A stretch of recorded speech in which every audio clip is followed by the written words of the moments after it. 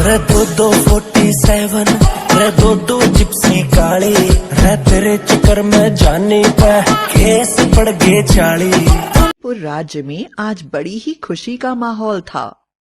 महाराज जीशान सिंह के घर उनकी तीनों रानियों को एक साथ कई सालों के बाद पुत्रियां हुई थीं। कमाल की बात है कि उनकी तीनों पत्नियां मेघा, मनोहरी और रश्मि, जो कि तीनों सगी बहनें थीं, उन्हें एक साथ ही भगवान ने संतान का सुख दिया था और तीनों रानियों ने बेटियों को जन्म दिया था। सारे राज्य में खुशी का माहौल था और सभी लोग हैरान थे कि आखिर तीनों रानियों को एक ही दिन संतान का सुख मिला है और तीनों संतानें भी बेटियां ही हैं। महाराज ने इस उत्सव को मनाने के लिए एक बड़ा आयोजन किया, जिसमें देश विदेश, अमीर गरीब सभी को इन तीनों राजकुमारियों को आशीर्वाद देने के लिए आमंत्रित किया गया। सभी लोग समारोह में आए और राजकुमारियों के लिए तरह तरह की भेंट देकर उन्हें आशीर्वाद दिया। धीरे धीरे राजकुमारियां बड़ी होने लगीं। महाराज ने तीनों राजकुमारियों के बड़े ही खूबसूरत नाम रखे। महारानी मेघा की बेटी का नाम था मंजरी, महारानी मनोहरी की बेटी का नाम रखा गया वेदिका और महारानी रश्मि की बेटी का नाम रखा गया माहिती। तीनों राजकुमारियां मंजरी, माहिती और वेदिका एक दूसरे को बहुत प्यार करती थी। धीरे धीरे यह तीनों राजकुमारियां बड़ी होने लगीं। इसी बीच एक बार महाराज की तबीयत बहुत ज्यादा खराब हो गई और सभी चिकित्सकों ने जवाब दे दिया, जिसके कारण राजकुमारी मंजरी ने कालका देवी के मंदिर में अपने पिता के स्वास्थ्य के बदले में पूरा जीवन ब्रह्मचारी रहने का प्रण ले लिया। मां कालका ने आशीर्वाद दिया और कुछ दिनों के बाद महाराज स्वस्थ हो गए, किंतु प्रण के कारण मंजरी ने राजमहल का त्याग कर दिया और वह मां कालका के मंदिर में ही अपना जीवन बिताने लगी। समय के साथ राजकुमारियां युवा हो गईं और उनके सौंदर्य के चर्चे दूर दूर तक होने लगे। कमाल की बात यह थी कि राजकुमारी मंजरी ही अपनी तीनों बहनों में सबसे ज्यादा खूबसूरत और दयालु थी। मंजरी को देखने दूर दूर से राजा महाराज आया करते थे, लेकिन मंजरी की एक झलक भी किसी को नहीं मिल पाती, क्योंकि मंजरी मां कालका के मंदिर से केवल स्नान करने के समय ही बाहर निकलती थी। एक बार जब मंजरी स्नान के लिए मंदिर के पास बने झरने पर गई, तो वहां वन राजकुमार आयुष्मान भी शिकार के लिए आए थे। जब उन्होंने मंजरी को स्नान करते हुए देखा, तो इतनी खूबसूरत राजकुमारी को देखकर वह उससे विवाह के लिए उस पर जोर डालने लगे। लेकिन मंजरी ने उन्हें साफ बता दिया कि वह ब्रह्मचारी है और किसी से विवाह नहीं कर सकती। यह सुनकर आयुष्मान को मंजरी पर बड़ा ही क्रोध आया और वे उसे बहुत ही घमंडी समझने लगे। महाराज की दूसरी बेटी वेदिका एक जादुई शक्तियों से भरी हुई जादूगरनी थी और मां कालका के सामने तरह तरह के अनुष्ठान करने के लिए कालका मंदिर में जाया करती थी। वहीं एक बार वेदिका ने बहुत खुशी से मंजरी को बताया, मेरा विवाह वनदेव के बेटे आयुष्मान के साथ तय हो गया है और जल्दी ही आयुष्मान कालका मां के मंदिर में पूजा के लिए आने वाला है। वेदिका की बात सुनकर मंजरी ने उसे उस घटना के बारे में बताने की कोशिश करी, लेकिन वह वेदिका को दुखी नहीं करना चाहती थी, इसलिए वह बिना कुछ बोले चुपचाप पूजा में लग गई। वेदिका का होने वाला पति आयुष्मान एक दिन अपने माता पिता के साथ मां कालका के मंदिर पूजा के लिए पहुंचा। पूजा के दौरान ही उसकी नजर मंजरी पर पड़ी। उसे देखते ही वह फिर उससे विवाह करने के लिए अपने माता पिता पर जोर डालने लगा। जब वेदिका को इस बात की खबर मिली, तो उसे मंजरी से जलन होने लगी और उसने मंजरी को वहां से चले जाने को कहा। वह बोली, मंजरी, अगर तुम सचमुच ब्रह्मचार्य ले चुकी हो और तुम्हें विवाह जैसे संबंध से कुछ मतलब नहीं है, तो तुम यहाँ से हमेशा के लिए चली जाओ, क्योंकि मैं राजकुमार को प्यार करती हूँ और उससे विवाह करना चाहती हूँ। मंजरी बिना कुछ बोले चुपचाप मंदिर से चली गई और राज्य के बाहर बने एक गुफा में शांति से अपना जीवन बिताने लगी। लेकिन उसकी सुंदरता से प्रभावित आयुष्मान ने उसका पता लगा लिया और उस गुफा में जाकर, जहां मंजरी रहती थी, उसका जबरदस्ती अपहरण कर लिया और वन राज्य में ले जाकर उसके साथ विवाह कर लिया। जब इसकी सूचना वेदिका को मिली तो वह क्रोध से पागल हो गई और क्रोध और जलन से उसने अपनी जादुई शक्तियों से मंजरी को एक भयानक चुड़ैल में बदल दिया, जिसके कारण मंजरी का शरीर एक बड़े मगरमच्छ के समान हो गया, जिस पर बड़े बड़े कांटे लगे हुए थे, और उसका चेहरा भयानक डायन की तरह, और उसके खूबसूरत लंबे बालों की जगह सैकड़ों सांप फुंफकार मारने लगे। जब वेदिका को इस पर भी संतोष नहीं हुआ तो उसने कहा, तुम्हें देखने के लिए दूर दूर से लोग आते हैं। तुम्हारी सुंदरता से ही आयुष्मान भी मोहित हुआ है ना, इसलिए आज के बाद अगर तुमने किसी का चेहरा देखा तो वह पत्थर का बन जाएगा। और यह कहकर वह हमेशा के लिए वहां से चली गई। मंजरी के साथ आयुष्मान ने जबरदस्ती विवाह किया है, ये बात जानते हुए भी वेदिका उसे श्राप देकर चली गई, जिसके कारण मंजरी जोर जोर से रोने लगी। और उसके रोने की आवाज सुनकर जब महल के दास और दासियां महल के अंदर आए तो मंजरी के भयंकर रूप को देखते ही जोर जोर से चिल्लाने लगे। उसका भयंकर रूप देखकर सब डरकर कांपने लगे। मंजरी जिसको अपनी बात समझाने की कोशिश करती, उसकी तरफ देखते ही वह पत्थर का बन जाता। पूरे महल में भगदड़ का माहौल बन गया। सैकड़ों दास दासियां पत्थर के हो गए।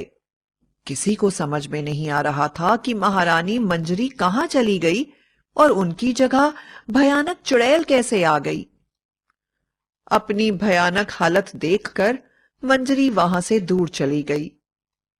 इस घटना के समय राजकुमार आयुष्मान पड़ोसी राज्य में युद्ध के लिए गया हुआ था।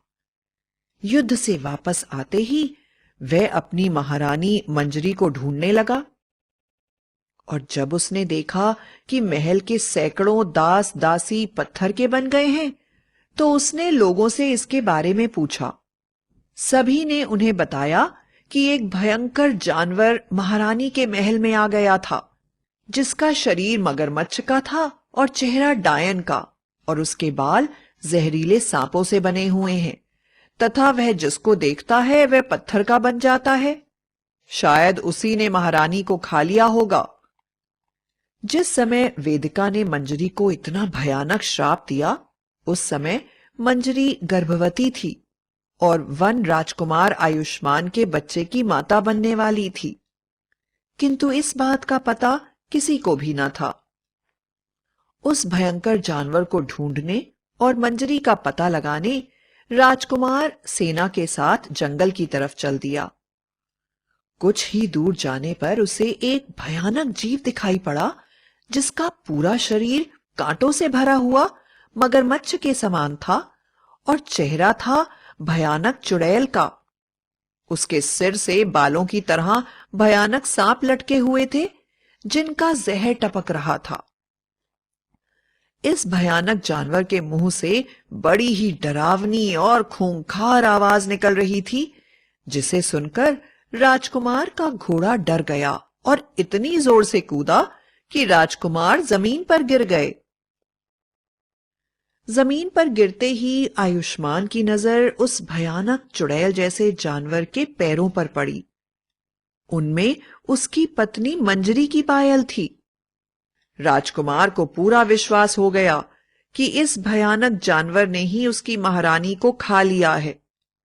उसने अपने तीरों से उस जानवर पर वार करना शुरू कर दिया, पर हैरानी की बात यह थी कि वह जानवर आयुष्मान की तरफ पीठ करके खड़ा हो गया। पत्थर जैसी पीठ पर किसी भी तीर या तलवार का असर नहीं हो रहा था, और अगर सैनिक उसके सामने से जाकर उस पर वार करने की कोशिश करते तो वह उसकी नजर पड़ते ही पत्थर के बन जाते।